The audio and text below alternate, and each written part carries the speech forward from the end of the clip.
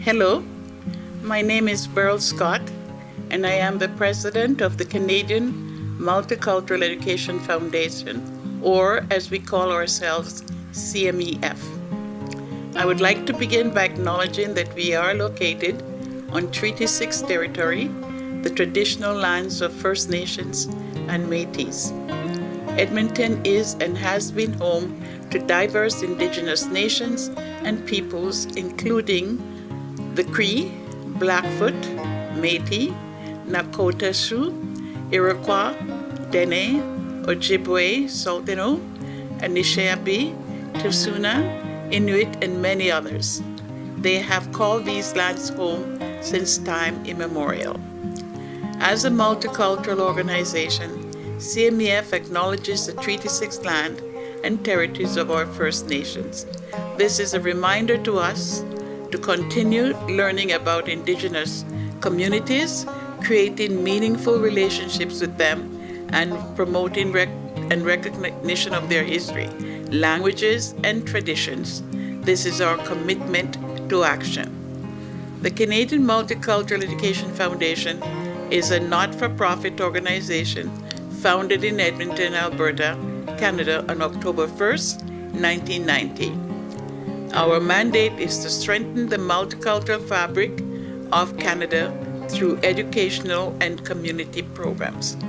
I am proud to say that CMEF has steadfastly developed and offered innovative programs in response to emergency needs and realities. At this time, it is my pleasure to introduce the New Horizons Seniors Project, featuring videos developed and produced collaboratively during the COVID-19 pandemic by an intergenerational and multicultural team of seniors and youth for seniors and youth. This project has been made possible by the support of the Government of Canada's New Horizons for Seniors program.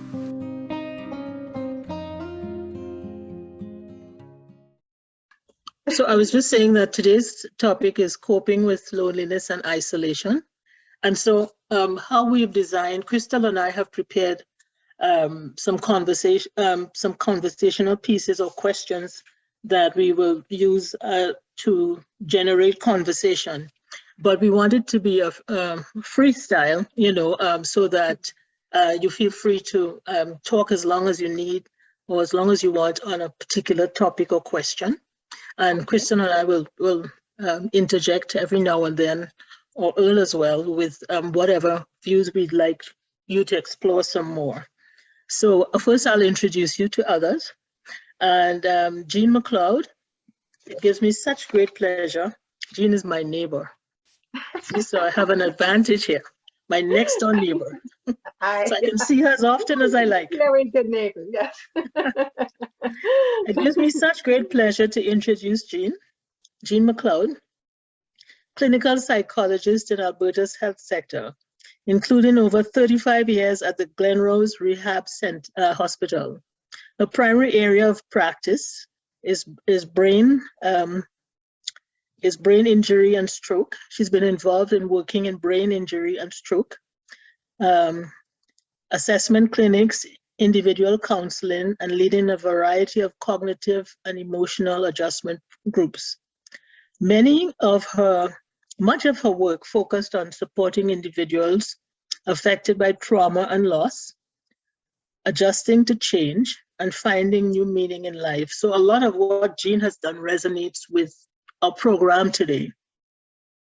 The children also have careers in the healthcare field. She has taken many of her skills with her into retirement and helped to create a healthier life for so many others, including friends and family, and I dare say neighbors. Today, we hope to share some of your experiences in dealing with people from all walks of life who have been affected by brain injury, stroke, trauma, and loss. So your field fits very well into our focus today on coping with loneliness and isolation. So what we'd like to do is shoot some questions to you, sort of to get you started. And first, we'll ask you, how do you cope with working in the environment you worked with of constant trauma, pain, and loss? How did you cope over the years in dealing with the clients you had to deal with, on these issues?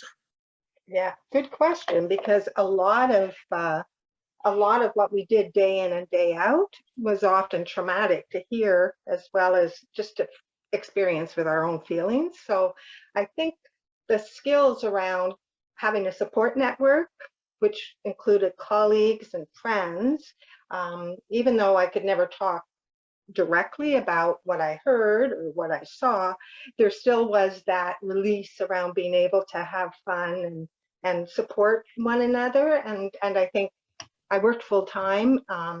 It was a wonderful ground for me to learn from my clients, actually, around how you can adapt to change.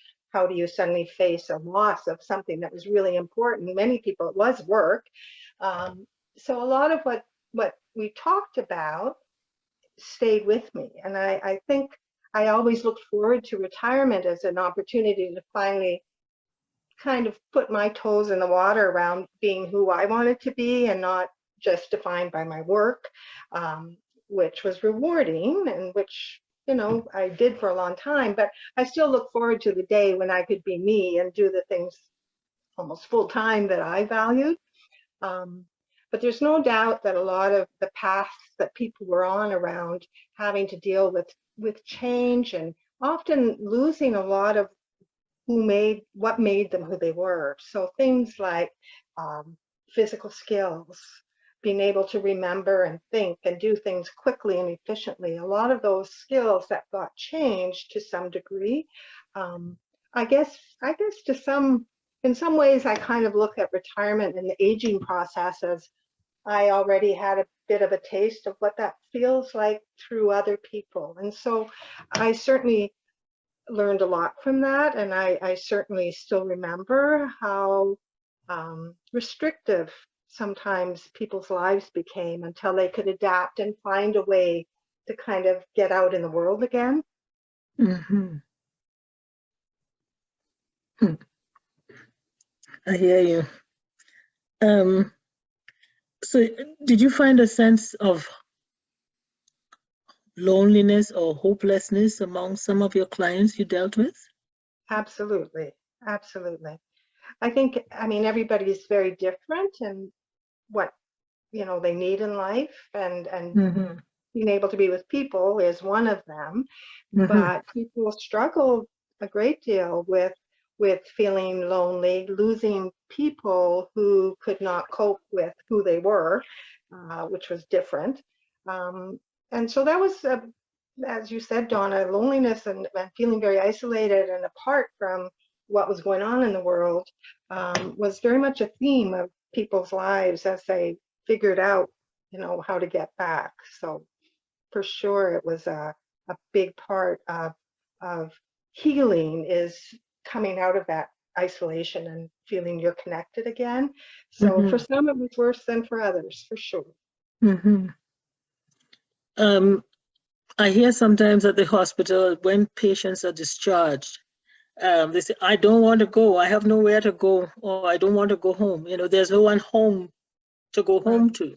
That's how they express their loneliness. Did you have any experience like that Yeah, with people being reluctant to leave? Yeah, for sure. I think it's just the fear of feeling safe in a protected environment to suddenly being out there in the community and not too sure how you're going to, be part of it again. So going home, and especially if you had lost some capacity to look after yourself, going home could be a really scary proposition, much as that's what everybody was working towards, going home versus not needing some sort of supportive care environment. So yeah, it was, again, people who had more social connections and more of a support network tended to do better, of course, right? Because they had that built in. For some who never really had that for whatever reason, going home was frightening, and they struggled with depression and anxiety, and sadly sometimes other things that came in to help them cope. So yeah. So I firmly believe the more like people, if you have that social network, the better off you're going to be health-wise and certainly emotionally. So some acquire it more readily than others, but it's never too late to build something in, right? So that's always what I felt. It's a time to turn the page and do it differently this life. Crystal, did you want to ask anything? I thought you wanted to, Crystal? Oh, yes, hello. Oh, yeah, I was just listening to your response. I was just wondering if a patient, for example, is feeling nervous to go home, and then so you discuss how they don't want to go home because they don't have anybody to go home to, and then they're scared of feeling loneliness and isolated. But what about the feeling of nervousness? Like, what would they do if they're feeling nervous to go home to that loneliness? Right. And a lot of people express feeling very nervous and not sure. It's very unknown what it's going to be like for them. And so you're right, that's a big part. And frequently you work on that in the hospital, right? You try to teach some skills around dealing with anxiety or worry. But another part is trying to add in some kind of connector into some sort of community resource. And that hopefully will get followed up on, and that can be, I worked in stroke and brain injury, so often it's going to be those agencies that work in that area, who provide either a day program or activities or individual work, and so if somebody wanted that extra kind of support, then often they might get referred. And having done groups, there's nothing more powerful, people will say that all the time, than being able to talk to others that actually have been there, are there, and they know what it's like. And that's the inspiring part of learning from one another. And then when they go home and they're going to be more alone, it's scary because they had that network in the hospital. When they go home, you'd like to sort of carry on with that so that they're not just sort of left out in the community with nobody to talk to and nobody to relate to what they're going through. And even family are terrific often and hugely important, but even family don't always get it in the way that someone else does who has had the same thing happen, whether it's a spinal cord injury or a brain injury or a stroke, whatever. They certainly can relate, and that becomes really a good connection for somebody to have. Okay. Do you refer them to agencies that can help support them in that transition to home?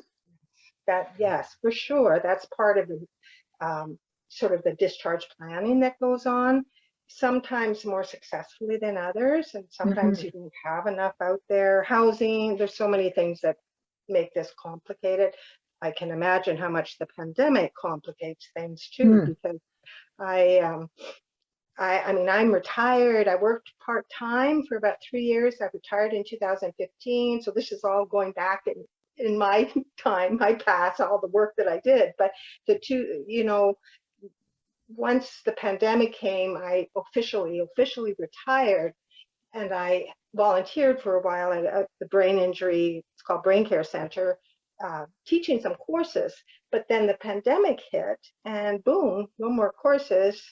And everything was done online, and there's nothing wrong with that, but it doesn't replace that in-person connection either. But I mean, it's important.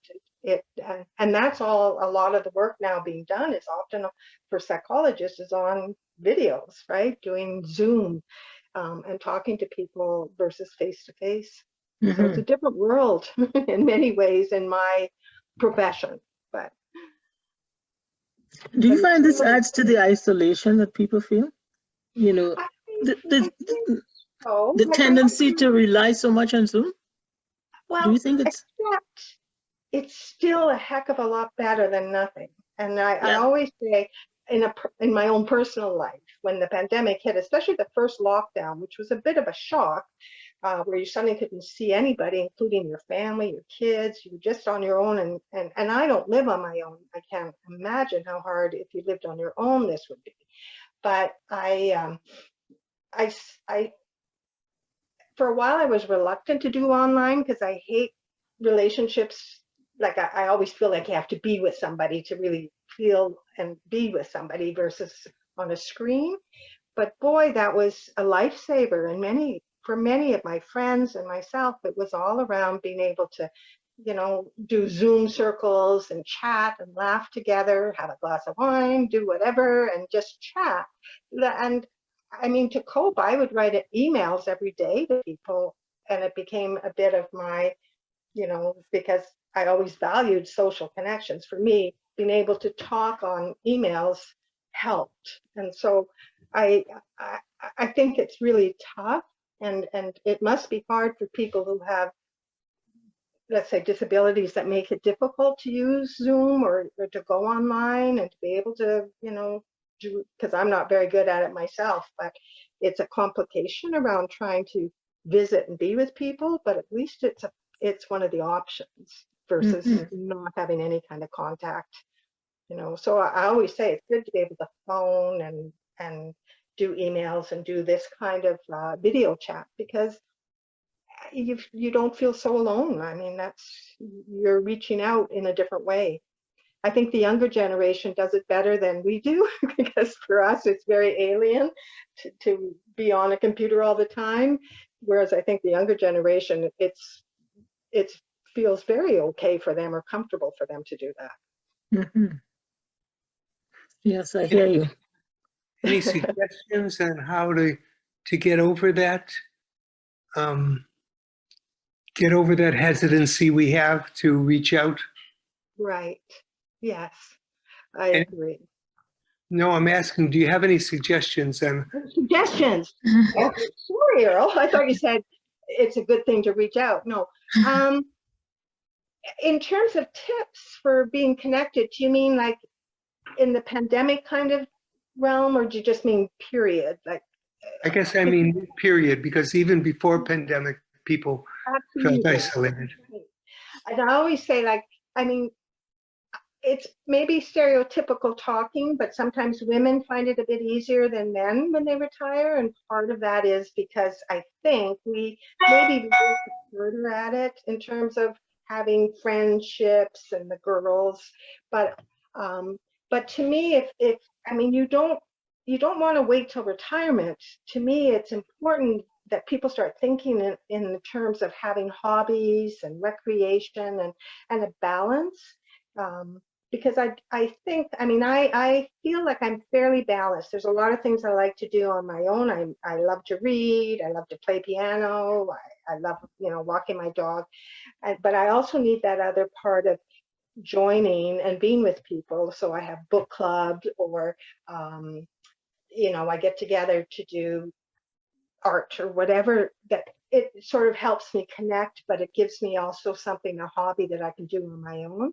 And so people often have to schedule and plan how it will look so that they have a variety or a balance over their week of things they do. And it's harder for people, for sure, who are a little more, let's say, shy, or they're just, it's not something they're used to, going out and playing with people.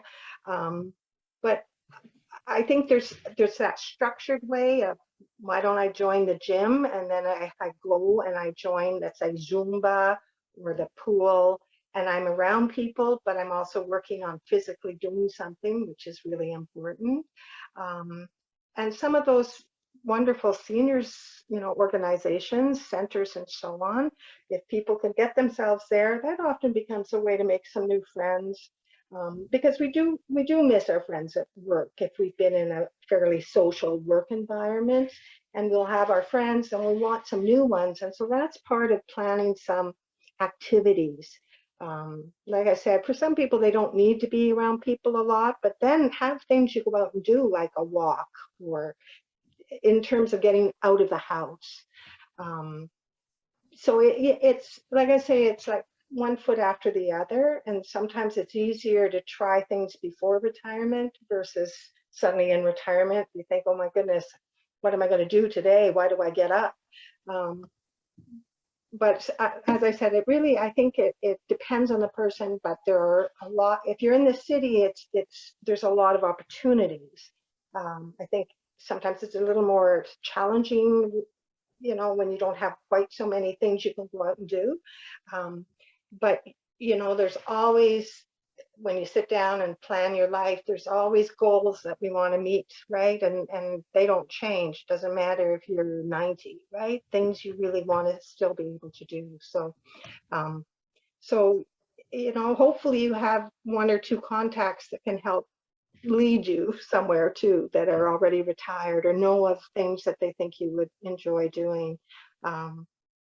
Like I always say I always loved reading. Now that I'm retired, I can really read all I want and not just the serious stuff, right? So there's a real freedom around retirement. But on the other hand, I think so much rests on your health, your own sense of self-esteem, but your health.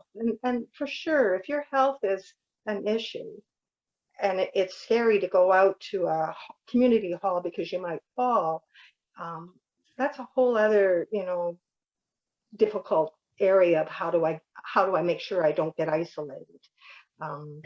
So, and I've seen friends go through that have lost their mobility, ability to walk, and they're not, they've always been very active in theater, doing so many things, and then suddenly they're not able to leave their home because it's physically scary for them. So I always think how do we help somebody do that more easily?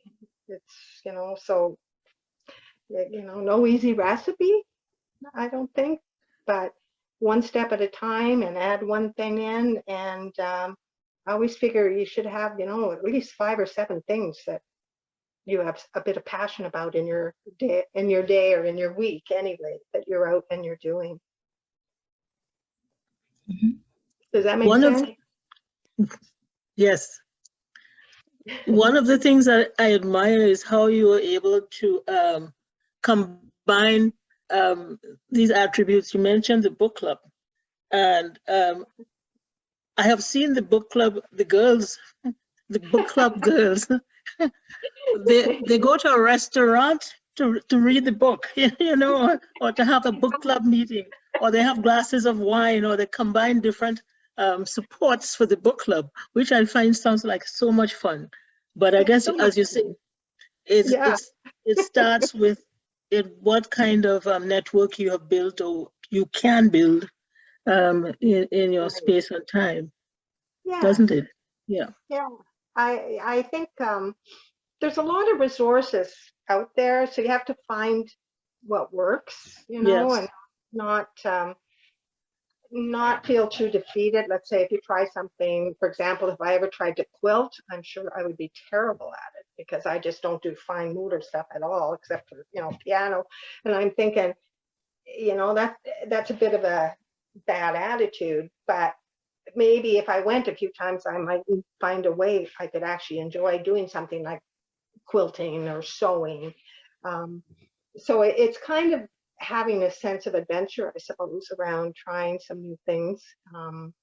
And it's always easier if you can do it with your friends, right? Mm-hmm. If you have friends. Have you ever found situations where people are reluctant to retire because to them that presents a picture of going home alone and there's no one home to share their retirement with? Has that been your experience? For sure, absolutely. People who really most of what they did in sort of their week would have been work and thinking about work and figuring things out at work. And so suddenly to have that pulled out, and for, as you said, I think, Donna, much of it is around a sense of being productive, that I get up and I go to my job and I'm productive and I get something done. And then suddenly that's pulled out for maybe your choice or not your choice, you can't work anymore. And then you have these long days and you've never developed hobbies, or you've not really had time, you know, with your kids or whatever. And suddenly you've got these long days. And so for many people, it really is kind of a frightening proposition that they don't go to their job anymore. I mean, I work with people that had the job pulled away from them at 20 because of an accident.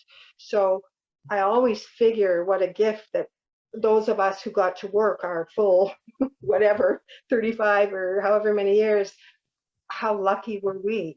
Because many don't get to do that. But I still know that for many people, and I think it may be particularly hard. I'm thinking of a coworker, a woman who lived on her own, was single and didn't have kids. Of course, she was very, you know, very busy at work and so on. And she dreaded the idea of retirement. I think she was in her mid 70s actually, but she finally had to retire. She knew she had to. And it was, I think, a lot of it around living on her own, that she would be at home and she wouldn't have a place to go to that work was. So circumstances can be very different. And as I said, I think for sometimes, often men will retire and then have to go and find another job because there's no way I'm just going to sit at home all the time. So so people welcome it, you know, some people dread it, but it all comes to, you know, at some point where job cannot be how you spend your hours for most people anyway. Yeah.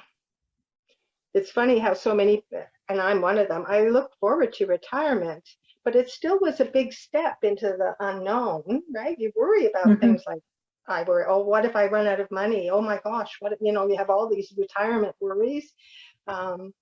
So it really is an unknown thing until you're actually in it. And it's funny how much you look forward to it, but then when the day comes, you sort of think, what if this is really the wrong thing for me? So, I hear you. But yeah, being busy is important for me. And I think, you know, the idea that I don't have to rush and drive across the city, I celebrate every storm, you know, that I don't have to drive all the way across the city from the south side and try to get to work.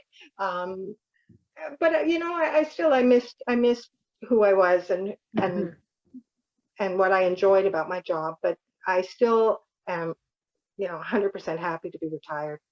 Yeah. I hear you. Yeah. So we Christina. talked about some patients in the hospital when they're feeling, for example, lonely, they can talk to the other patients or doctors or nurses. And then we talked about other seniors, for example, who have a group of people they can talk to already. Then what about the seniors who are living by themselves and don't have anyone who they can talk to? Do you have any, do you know any resources that they can use when they're, for example, feeling especially lonely that day and they just want to talk to someone? Right. Well, I'm probably not up on everything in sort of, I'm going to say, in the seniors field, versus like with people leaving the hospital that are younger. There are resources you would give that would be around mental health, or, you know, agencies and so on that they could call, or they could call somebody at the hospital if they really felt that they needed to talk, because you can only do so much around putting the props around helping somebody be on their own again. At some level, I mean, we all know existential, right? Everybody's alone. At some point, they have to figure out how they reach out to whoever. Because I mean, you can always get phone numbers for people to call, but that's a bit different. And that's why sometimes, like I always say, if you think of some of the volunteering people can do, right, to go out and I always feel like that's a good start for somebody. So you've got a job to do, but you're actually socially going out somewhere. There are volunteer agencies, I think, that would help. I would hope for seniors to do a phone call, and I don't know how this works, but it would be a matter of somebody saying we need to touch base with Harry this week because we haven't heard from him and we don't know how he's doing. But as I said, I mean, you can't, you can only liaise so much, but you don't, I mean, the part of how does somebody find a confidant or somebody to talk to, I think, you know, the best you can do is in your neighborhood and community is that hopefully you can reach out and notice people that are isolated and, you know, need help. But the actual agencies that do it, I'm not sure of, Crystal. As I said, once somebody is discharged and you're leaving the hospital and you've given all the information and attempted to do a follow-up call and see have they connected with that agency or are they talking to, you know, somebody for some counseling, at some point you just, you know, you can't make it happen for them either. It's going to be hopefully something they will do on their own initiative. But yeah, I guess you just hope everybody has at least one person they can talk to if they really need to. I know in some communities, neighborhood hubs they've created some neighborhood hubs where seniors and others can congregate, you know, or meet from time to time. And then in some ways, seniors centers were playing that kind of role for us. But then COVID happened, you know, and boom, all the plans that you put in place get undermined by the unexpected, you know. And so we're still trying to find ways to get around that, or ways in which to collaborate or to work with each other to make COVID, you know, almost invisible as much as we can, you know, by not allowing it to impact our ability to meet or to chat or to, you know, to play games online together or whatever else we can do to stay in each other's lives, you know. If you know, and you can make that connection, like you say, just a phone call, right? Yes. Saying, how are you? And just that check-in. But as I said, some people may lack that. And that's where, you know, it's really hard to come up with kind of a solution. But I think the senior centers being like those drop-in kind of things, but also I think if you know of somebody, I think they did a great job of trying to phone during COVID, didn't they? The Southwest Seniors Society was, I think they were phoning people to make sure they were okay. So it would be nice if at a smaller community level, we all did a bit of that. But, you know, we live in the city and it's not as easy to know when somebody's suffering or, you know, hiding out in their home. You sometimes don't even know. So yeah, that's always the sad part, the scary part of people being really isolated and not knowing how to get help. So you'd say an important part of coping with loneliness and isolation is staying connected. And active. Yeah, yes, and active.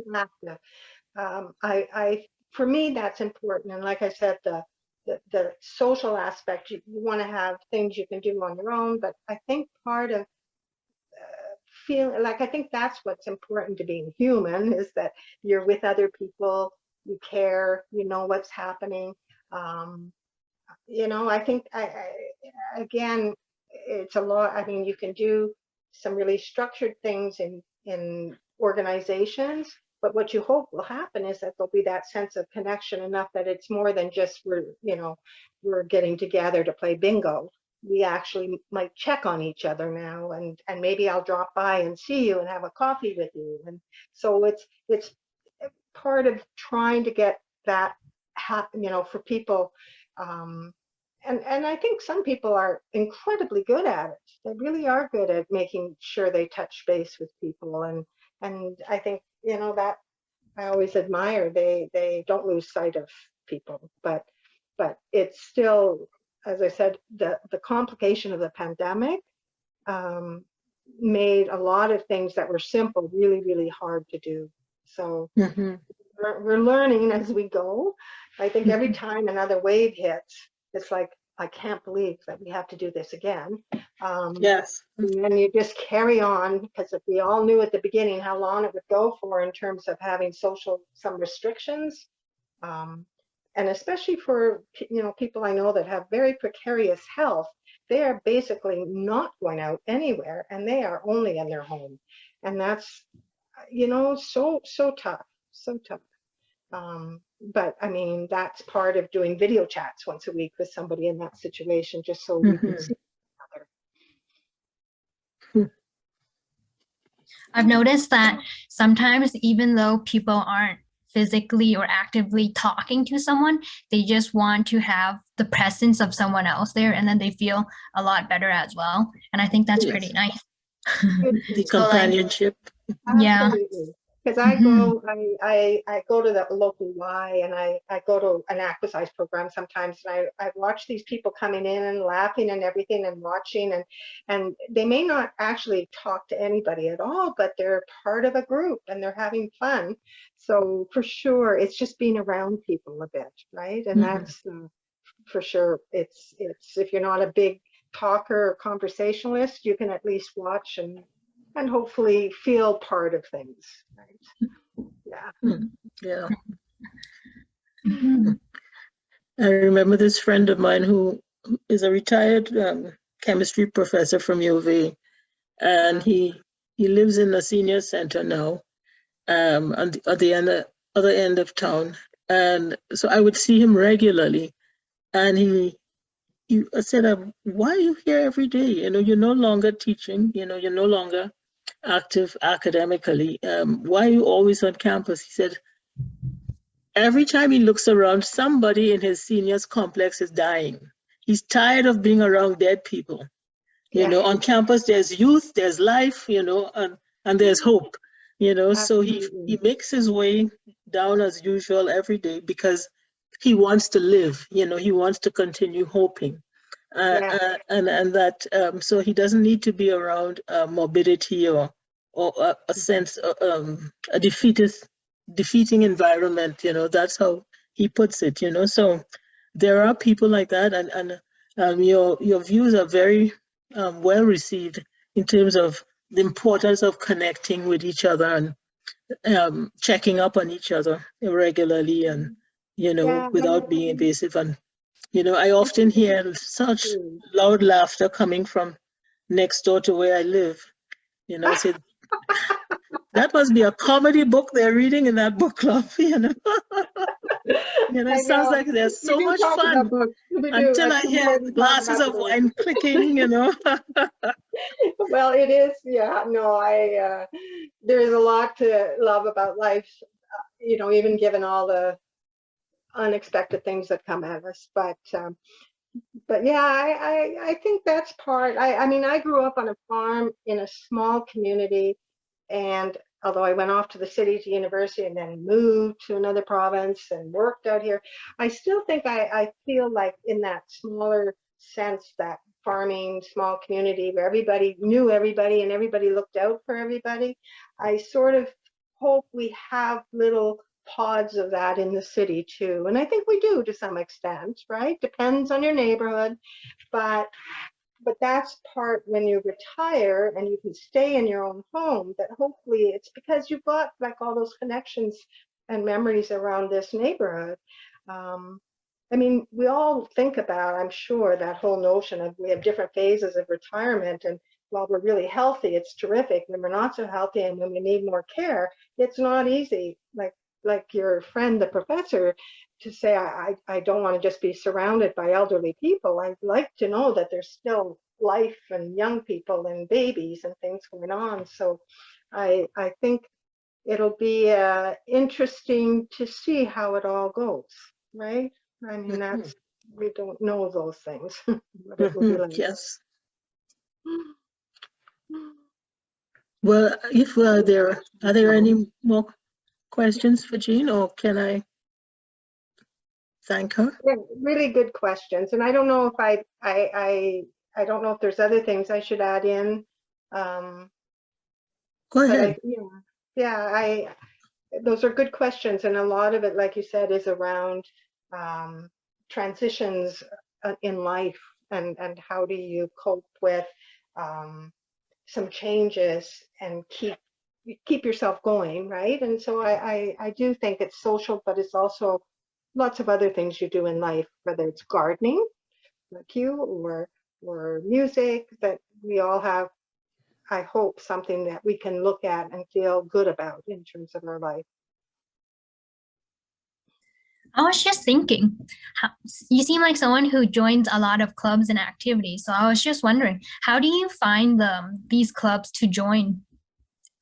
Oh, well, I probably am not as much, I'm going to say, like, I don't join as much as some people might. I actually, like my 2 book clubs, I was invited by friends, so that I got to know new people.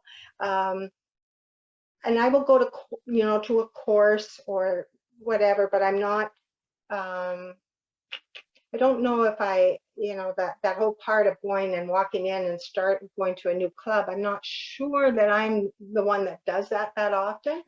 But you mentioned anytime, aquasizing, Jean. yeah, right. What I think inspired you to do that? to go to the gym and exercise. Well, again, it was something I did from when I was young, and so for me, it is easier if it's something you've already done, and that's part. But I do know it is hard to walk into that first class when you don't know anybody, right? And especially, for some people, I always look around, there's people that will always greet and make people feel welcome. And I think every group I've ever been in, there's always some people that's how they are. Isn't it wonderful? There's always one person that'll make you feel welcome. And so I always say, when people are scared about going to something new, to join and not knowing what it'll be like or not knowing anybody there, is you just got to go in, and that one time, right? Once you get in there, you're probably going to be okay. It's getting across the threshold, but yes. Yeah. Well, I want to thank you so much for spending your time with us this evening. Thank you. Very useful. No, that was very nice to meet all of you. Thank you. Yeah, your comments were very useful to us and to our project. You gave us a lot of food for thought and ideas for, how we can move forward in some areas. And so we really enjoyed chatting with you, as Earl said. It was lovely to talk to you all. And I didn't emphasize volunteering, which is what you're doing. All of this is, volunteering your time and working on things. But that's a really great thing to get people connected, if you think about, feeling part of things. So yeah, it was lovely to meet all of you, and I'll look forward to hearing about how it all ends up once you put it all together.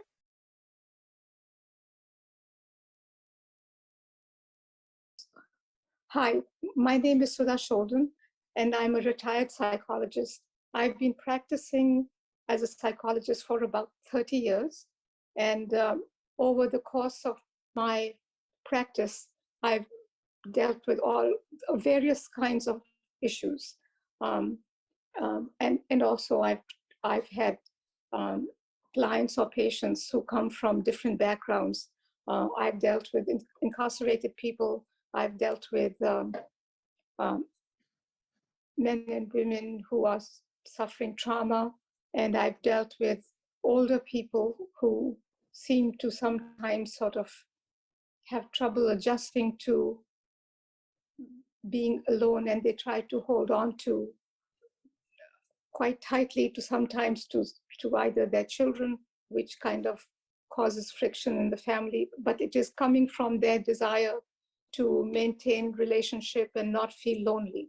So the topic that you've chosen, in my mind, overlaps with many issues in people's everyday lives. And there are also, I've also dealt with, I don't deal with children a lot, but I've dealt with some children who feel sort of ostracized, and therefore they feel alone. And that is another kind of loneliness, because they are in a class, but they feel in that crowd, they feel alone. So that's my background. And that's my interest in sort of looking at this topic in a way that is both kind of having a little understanding about what this is all about, and then sort of maybe perhaps exploring how people might be able to address this issue and get some and move forward in a more healthy and emotionally satisfying way.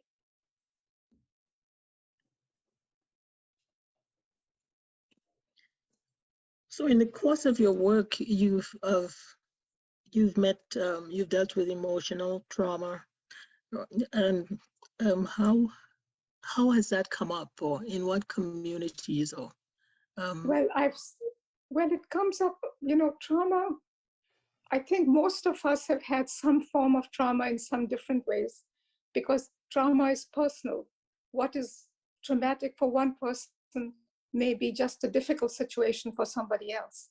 But for some other human being, that is a very traumatic event. So people deal with it in different ways. They withdraw sometimes, or they use, they resort to substance abuse, but they begin to isolate and withdraw. So trauma has that impact. It could be a breakup of a relationship. It could be a death of a loved one, or some.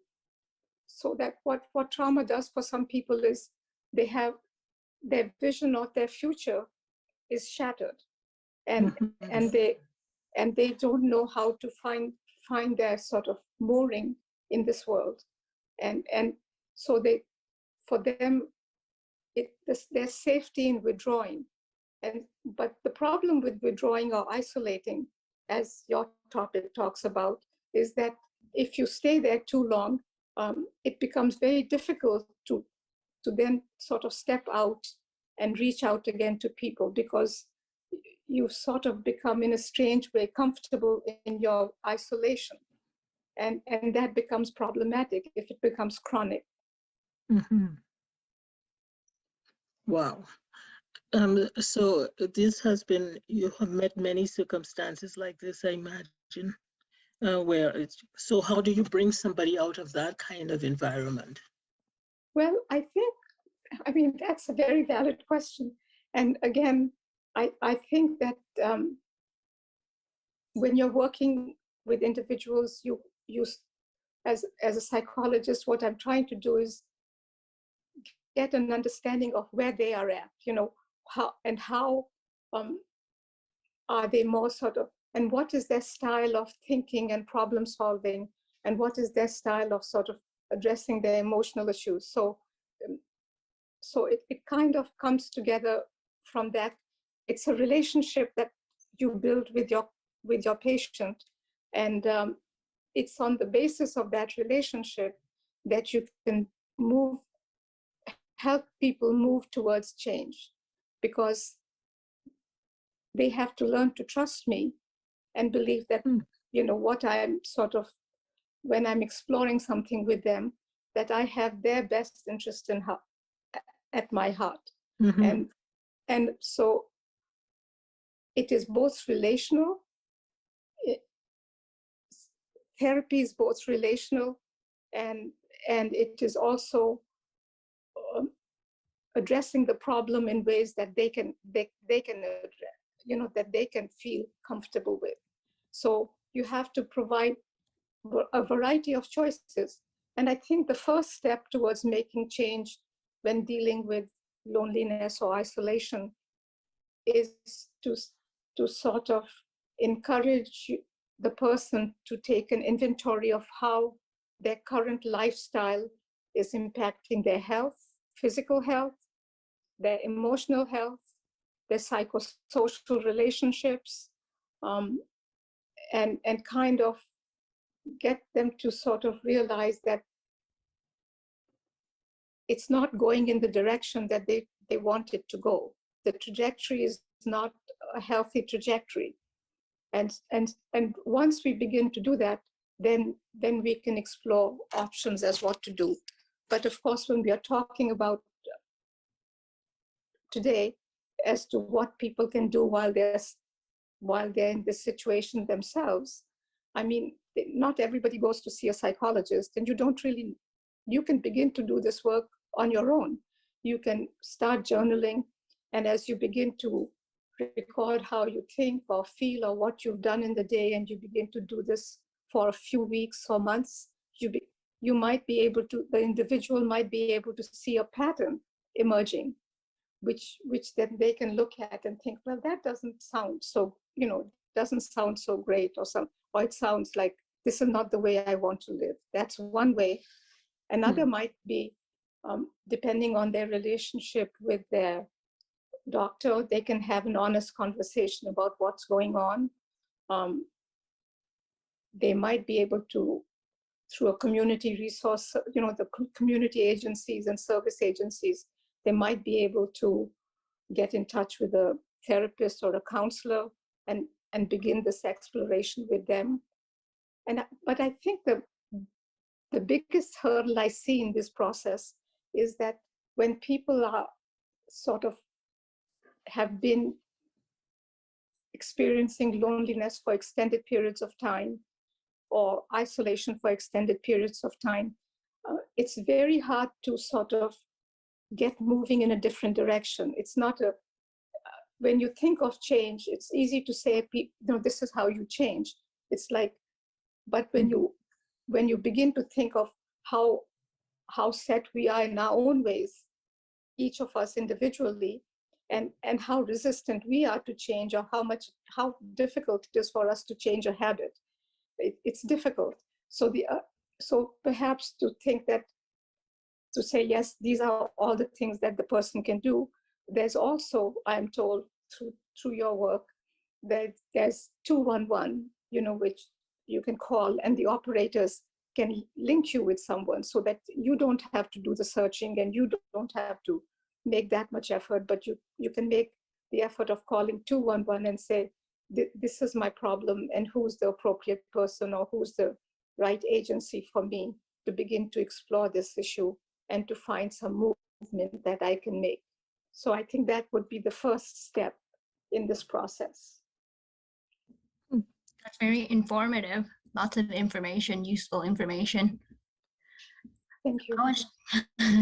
So I was just wondering, usually trauma, when people have trauma, they would also feel stressed in certain situations. So how would seniors deal with this stress and then try to alleviate it so they don't feel so stressed anymore? Well, I think people who really are clinically suffering from PTSD, they need, they need to sort of go work with someone. It is, I think, not some, there are triggers that the person has, and they have to recognize and feel comfortable in sort of talking about those triggers and how it impacts them, and for them to be able to be in a situation where they can be triggered and still feel safe. So that work is time consuming, and it requires a lot of trust on the part of the person who's coming to seek therapy because they have to sort of make themselves vulnerable and talk about all the issues that this trauma arises from. And so there are different ways that a therapist can then engage in making that change. But you're right that people who have PTSD are under a high deal of stress and a high deal of anxiety, and they, each one of them deals with that in a different way. Some people sort of, as I had mentioned earlier, find relief in using alcohol or other drugs, and other people just withdraw because that's one way of keeping themselves safe. But in the long run, that doesn't help, and eventually people do come to someone like myself, and we deal with it. And I think a psychologist who deals with trauma has to be able to hold in a very steady way a lot of hurt in that room, and know that she or he can hold as much hurt and fear and anxiety that this person is, and you can hold it for them. Mm-hmm. Wow. So you think is PTSD at the end of the trauma spectrum that you see, you find that there is in our society a lot of Right. I mean, PTSD can result from childhood sexual abuse, chronic sexual abuse, or chronic physical abuse. It can be a vicarious trauma that you see something horrific happening. For example, I had a patient who came for, and often people come for something different, and it turns out that there's a trauma-related issue that has led them into this difficult situation. So it turned out whatever his presenting problems were then, and as we built a relationship, he told me that one time when he was a young man and he was driving on the street, he was going to meet some either family or friends, I don't recall exactly, who were coming from the other direction. And somehow that car caught fire, and he watched his friends and family burn. So nothing physical happened to him, but can you imagine the trauma of him sitting there helplessly watching and hearing the screams and, not able to do anything. So trauma can be, you can personally experience it, you can see it, or you can hear about it. As therapists, sometimes we experience vicarious trauma because we hear so many difficult stories, and sometimes we have to sort of take care of ourselves and find ways to deal with it also. Mm-hmm. So trauma is a complicated topic. Yes. You made a statement just now that, let me quote you, "That's not the way I want to live." You were referring to part of your treatment being to bring someone to that point where they can acknowledge, where they accept this is not the way I would like to live differently. Yes. Mm-hmm. Yes. How do you you're in a space where someone is coping with loneliness. How do you bring them to that point? Well, like I said, they have to sort of begin to explore how their loneliness has impacted their life. And mm-hmm. We did discuss many ways that somebody can sort of begin that journey of exploring what it is, so that they can say, okay, this is not the way I want to be living. I would like to live differently. And when they make that statement, that is the first time you can say that is the beginning of hope and change. So that is a very important process to explore mm-hmm. with the person, what it is going on that's going on in their life, and what it is that they would like, and how would they like it to be different. And once they come to that point, then you can begin to explore how to do that. Mm-hmm. Did you find a lot of older people in that case who may have been traumatized by loneliness or isolation? Well, I think the indigenous community, when you're on the reserve, is a pretty close-knit community in many ways, so that culturally, the families are quite closely linked, so that they are not that isolated. But mm-hmm. the older generation had traumatic experiences because of the residential school system, and so that was something they were still sorting out in some ways. But I think that the First Nations peoples who live on the reserve very often, they don't live alone. If somebody has a house, there'll be a multi-generational family living in that house. So, and they have closeness, and they also have, they have squabbles, and they have, just like anybody else. Mhm. But they have a very different life, in the sense that they are close to their children and their siblings, and and they are all within reach, so to speak. Mhm. So Interesting. Go I ahead. was just wondering, since the COVID-19 situation, lots of seniors have been at home for a long time or wherever they're living by themselves. So they develop this nervousness and anxiety to talk to new people or meet new people. Is there any way to overcome this? I think so. I think that um, you know I I've been, I mean, first of all, I'm one of the seniors you're talking about. So, and we are careful. And but I don't. I was thinking about this, and I thought, I think I don't like the term social distancing. We should call it physical distancing.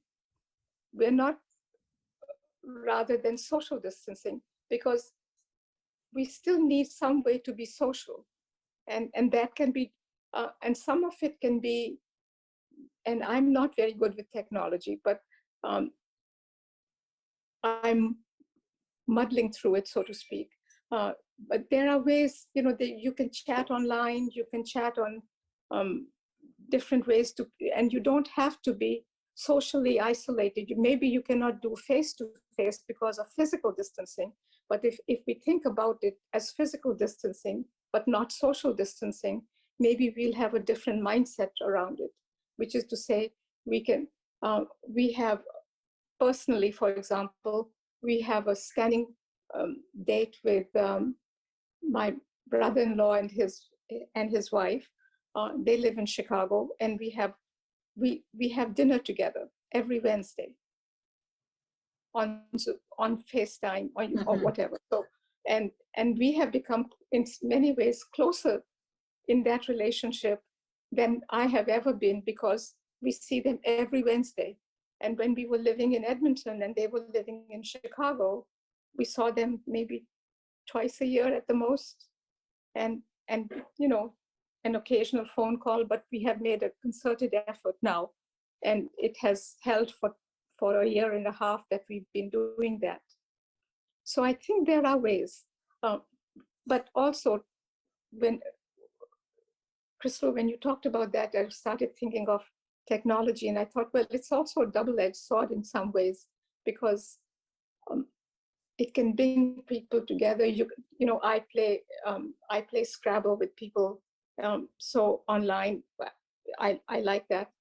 But if you play cards, you can do that. So there are ways to be social, and we don't have to be socially distant. We have to be physically distant. So I think, and when we are talking to people, who are sort of hesitant to say, you can maintain physical distance and still be socially close. And once we are able to be outside, which is, I hope, happening soon, we will be able to sort of meet in a park and see people in real life, so to speak, and things will change. But that doesn't mean that we become totally isolated. And so I think we have to make a little effort, but it is possible. Mhm. I might have missed it, but then how do they not feel so nervous or anxious to do that, though? To I'm start not sure. talking to people again. Oh, to me, in like in real life, you mean? Yep, in real life. Well, I would imagine that, I'm not really sure, because it depends on the individual. you might start small. You might say, let's go for a walk, maintaining physical distance, and you could go for a walk together. Or you could sort of say, let's sit on a park bench and bring our coffee, travel mugs, and have coffee together. So, and perhaps having something to do rather than worrying about what to talk about might be a little bit more comfortable, because you're engaging in a little activity or some kind, and it takes off the pressure from trying to think, oh, what are we going to talk about? Yes, I hear you. I have been engaged just before COVID started. I joined a paint group. And so that's an activity that a lot of seniors love to engage in because it's productive. Right. And so we paint every Friday, and there are paint classes on Mondays. There's some on Wednesdays. It depends on the medium you want to use, whether it's acrylics or watercolors or. That sounds so nice. And, I want to join. I want to join. And we have so much fun. So there are people in my class who are in Arizona. There's some in Florida somewhere. As soon as the borders opened up in November, they took off for Florida.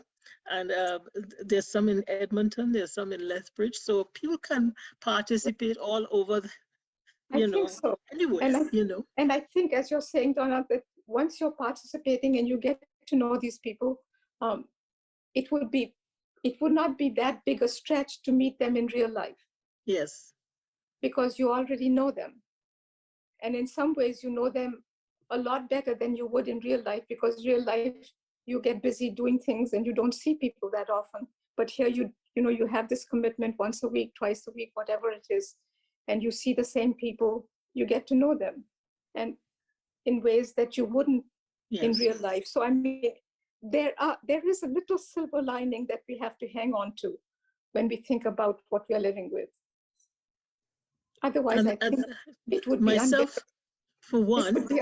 Sorry. I don't really care about the outcome. I don't plan to be a professional painter, but it's just so gratifying. Yes. And some people aspire to do that. They try to make it as perfect as possible. That could be your goal, or it doesn't have to be. It could just be for your own engagement and your own, absolutely, your own enjoyment. Right. And so sometimes the senior centers provide different courses or classes like that you can get involved in. That helps sometimes to relieve the trauma. Yes, exactly. Because and the isolation. Yes, because you're focusing on something. You're distracting, whether you're distracting yourself or enjoying yourself, you're focusing on something different from focusing on, how you're sort of homebound or whatever it is. And that helps, because we also need to find ways to distract ourselves sometimes when we get very sort of, as Crystal was saying, anxious or nervous. What can we do to distract ourselves so that we can find some homeostasis or equilibrium within ourselves, so that we can be okay? Do you find it therapeutic not to take yourself too seriously? Yes, I think so. Because I don't take myself too seriously, And so sometimes people think I'm a little nutsy. We have to realize that human beings come in a spectrum. So there are those, who do take themselves seriously, and that's just who they are. And we need to make space for them, and we need to make space for those who are sort of somewhat careless about things or whatever it is. But there needs to be space in our hearts and homes and in our cultures to make room for all kinds of people, because that makes it very interesting. Yes, I agree. I enjoy being quirky. Yes. So is there any other area you'd like to explore for us in your experience? Well, I'm not sure.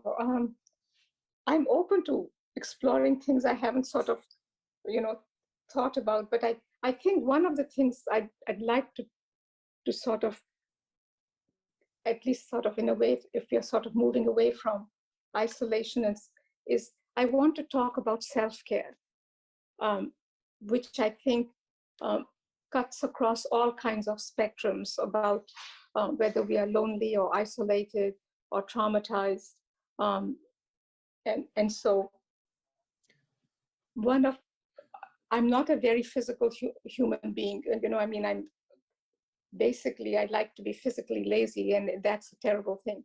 It's not good for me, and I know that. So I have one activity that is physical that I love, and that is walking and hiking.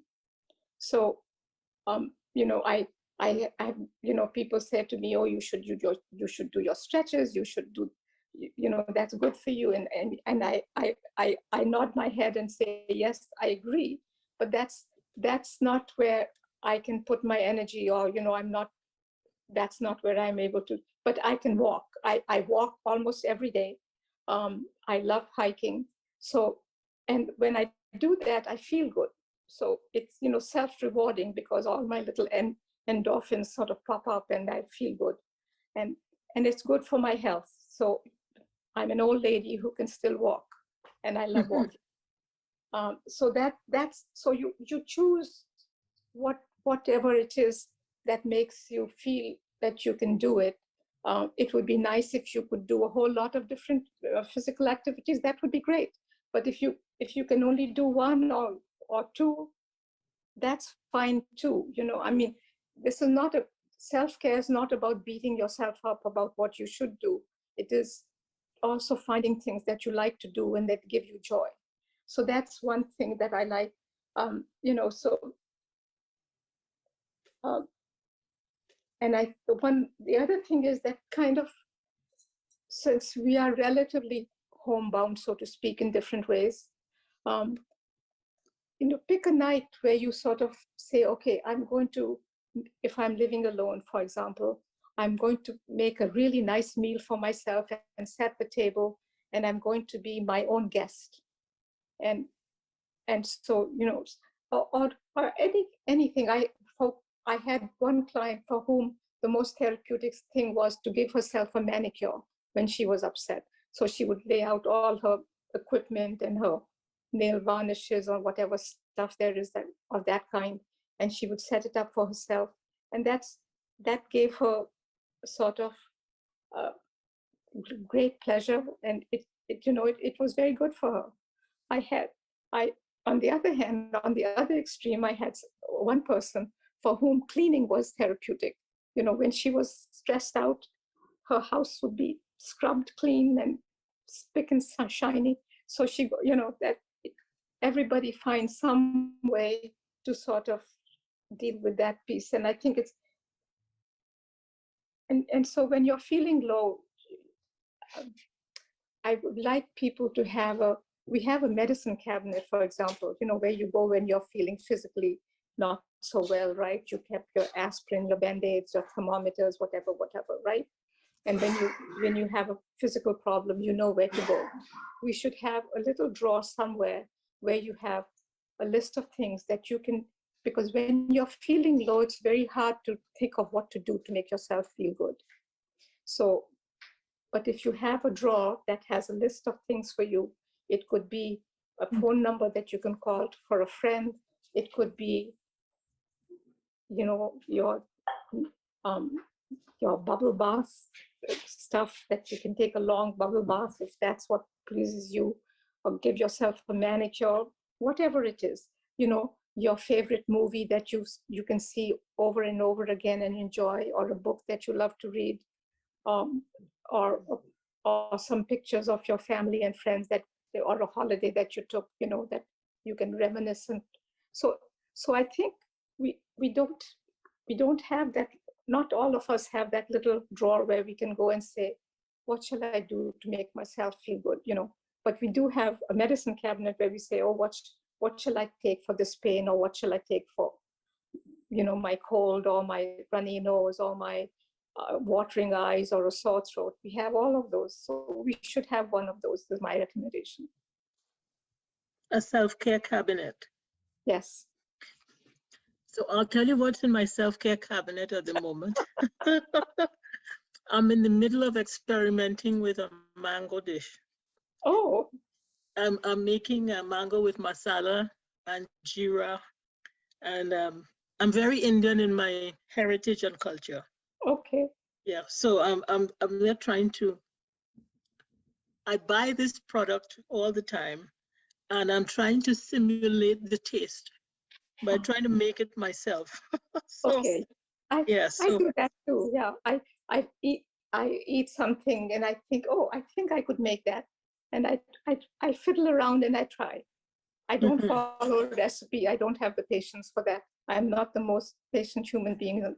So I just fiddle around and try and create something that is a reasonable facsimile of something that I enjoy. Yeah. Let me ask you. You mentioned something earlier about seniors in their loneliness, holding on to their children or grandchildren. Do you, in your practice, find that prevalent, that most seniors you meet?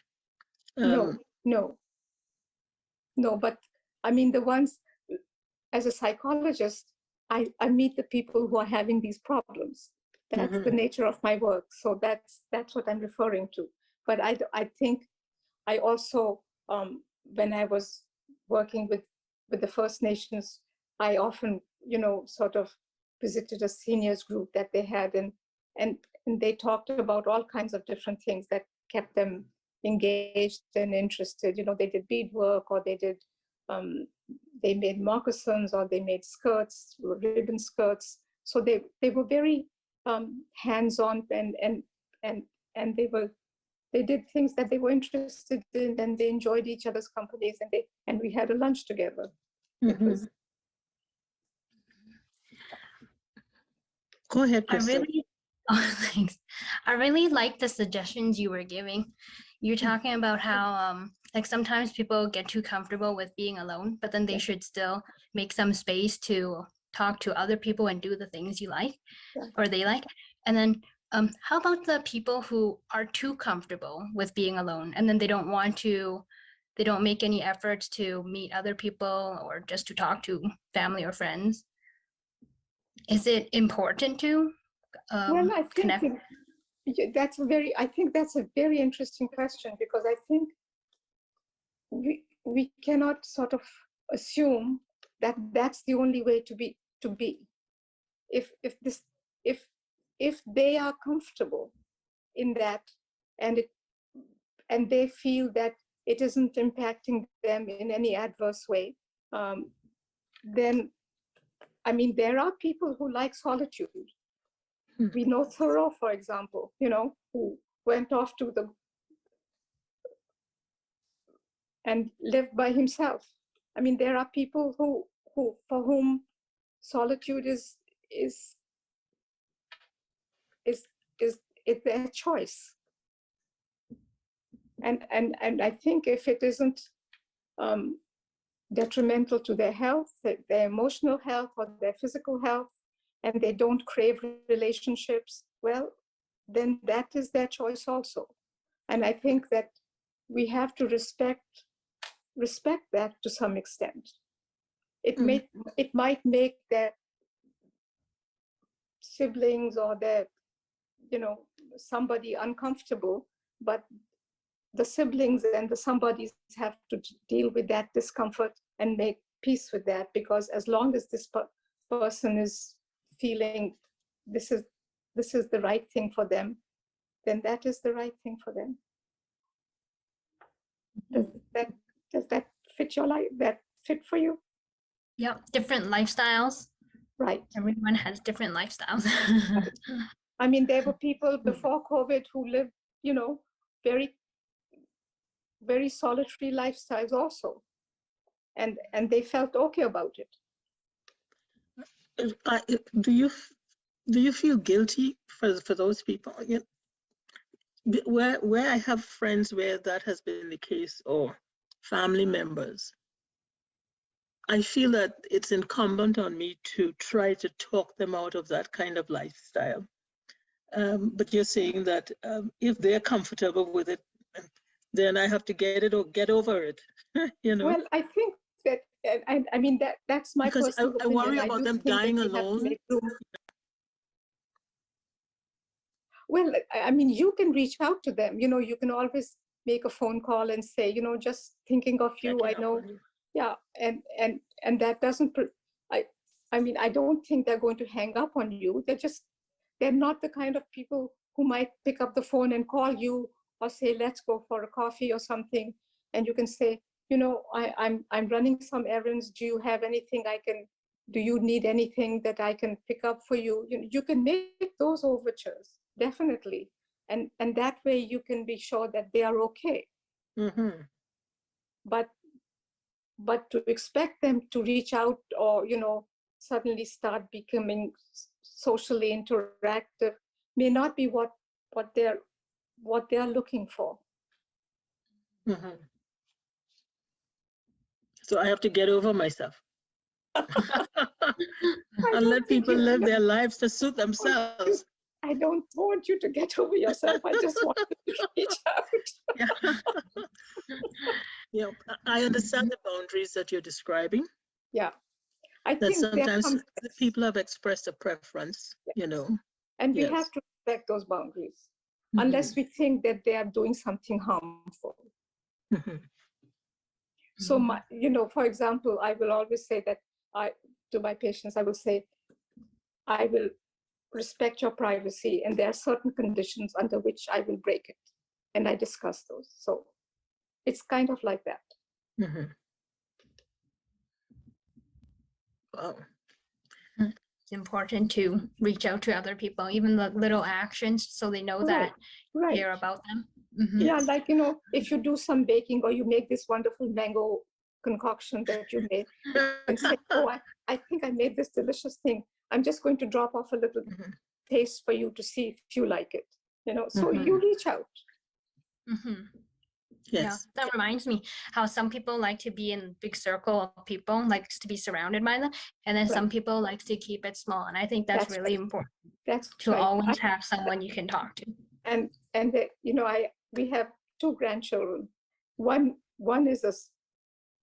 is very expansive. He has a large number of friends. Wherever he lands up, he will make friends. And the other one, if she has 2 friends, that's great. That's all that she needs. Mhm. And that's her. And you know, and she's happy, she's content, she's well adjusted. There's nothing the matter with that. Mhm. That reminds me of my son, my own son. I don't know if it's shy, but I tend to be a more public person. And so sometimes there would be events that I am involved in that he would attend. But if I make the mistake of trying to introduce him, then he just disappears. Right. You know, Yes. if I'm on a microphone and I say, "Oh, my son just walked in," and everybody looks around, he would turn around and head in the other And direction. yes, exactly, because he'd like to crawl into a hole and disappear. Yes. Yeah. Right. Or he would. So we all have different levels of comfort in terms of, you know, sometimes we are content to just watch. That doesn't mean we are being feeling lonely, you know, but we are just, this is not my thing, but I'm enjoying whatever people are doing, you know, but it's not my thing. And I'm just enjoying watching it and watching them having a good time. But that's not my thing. That's okay. Mhm.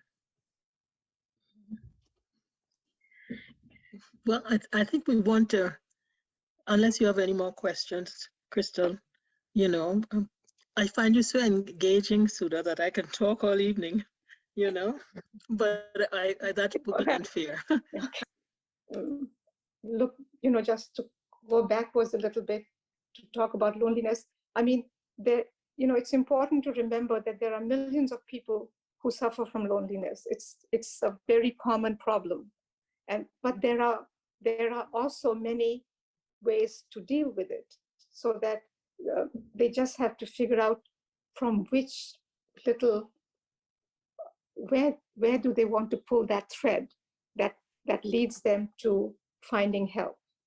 And whichever thread they pull, eventually they will find somebody who will help them sort these things out. And so there are lots of resources available, and your group is doing something about it also, so that you are doing something about that, so that you're becoming one of the resources. So that's a good thing. So. Well, I think we've really really enjoyed our conversation this evening. Me Crystal too. and I with you. And we want to thank you so much for sharing your knowledge and experience. The expanse of your knowledge is really amazing. How many areas of our topic you've touched on, and we've really enjoyed the conversation. So Crystal, do you join me in wishing her well and thanking her for what she's shared with us today? I'll leave space for you to say your own words. Oh, I really enjoyed all the stories you've shared and like all the wisdom. I think the suggestions you've given are really insightful, and I think they're really helpful too. I feel that like what you said at the end, how everybody feels loneliness, even if not now, but they do at some point in their time. I think that's really true. And then there's also a lot of resources that you mentioned that they can try reaching out to, which are really helpful as well. Yeah. Thanks for sharing. Thank you very much. Yes, you've given us a lot of food for thought. It was fun. It was fun. Yes. So we want to thank you so much and wish you a good rest of the evening. And thank you for giving us of your time. And we really enjoyed it. And we look forward to following up with the paperwork later on when you're back in town. Okay. Thank you so much. Yeah.